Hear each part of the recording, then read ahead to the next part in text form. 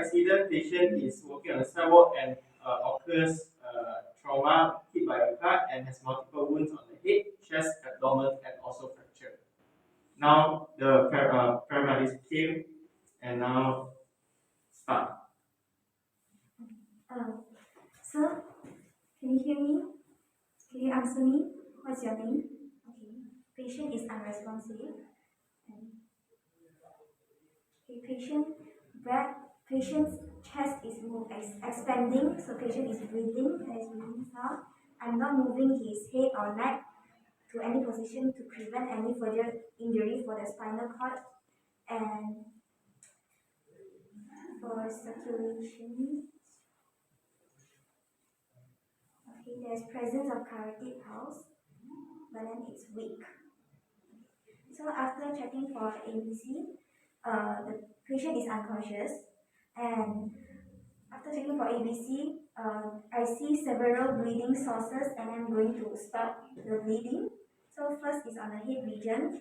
There is superficial bleeding in the frontal region, and the abrasion of wound of around 5 cm, and through palpation, there's no skull fracture, and the head is intact. So bandage is needed. Okay. So next is on the chest region. So there's an open wound on the chest region at the level of fourth rib, and there's lagging of chest on the right side during his inspiration, and through palpation, there's crackling sound, and there's subcutaneous emphysema, and bubbles are present on the focus of the wound, and through percussion.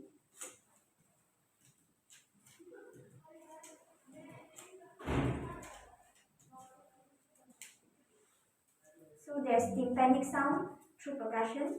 So we suspect there is open pneumothorax, and a three-way bandage is needed. And for the abdomen region, on the right hypochondrial there is bruising.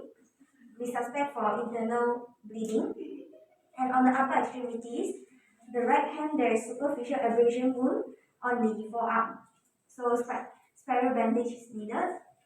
And on the lower extremity, on the right calf, there is an open wound of open fracture in the right calf. So splint is applied.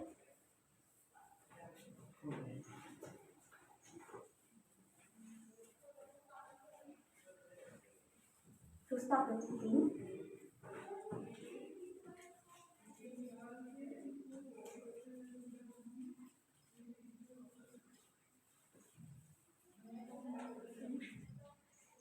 And bandage is needed.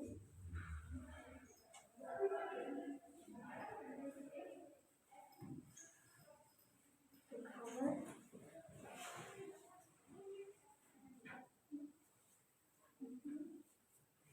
And a splint is used to fix the wound.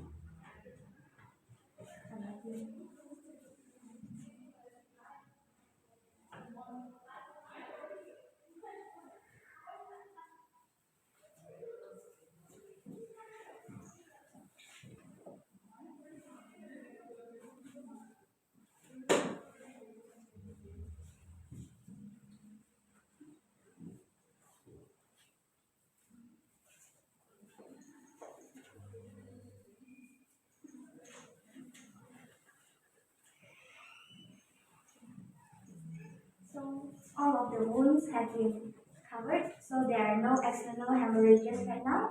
And now we have to insert infusion therapy with IV for normal saline of 500 milliliters per 10 minutes on the right cubital access.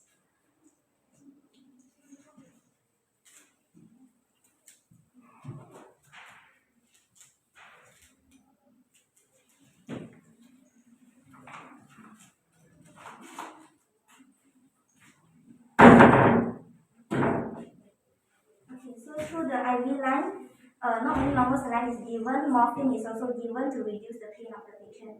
And the infusion therapy is given because patient is undergoing hemorrhagic shock and fluid is needed to replenish. Now we move on to the neurological examination. So now I'll be doing the neurological assessment. So first, patient, can you open your eyes? Patient, can you open your eyes? Okay, patient open his eyes upon pain. So eye movement is 2. Verbal response, patient, do you know where you are? Patient, what's your name? Pain.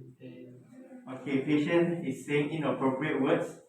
3. Now for the motor response, patient's hand is in flexion abnormal, so it is 3. So 2, 3, and 3. The total GCS scale is 8. Next, you move on to head to toe examination will be in another part of the video.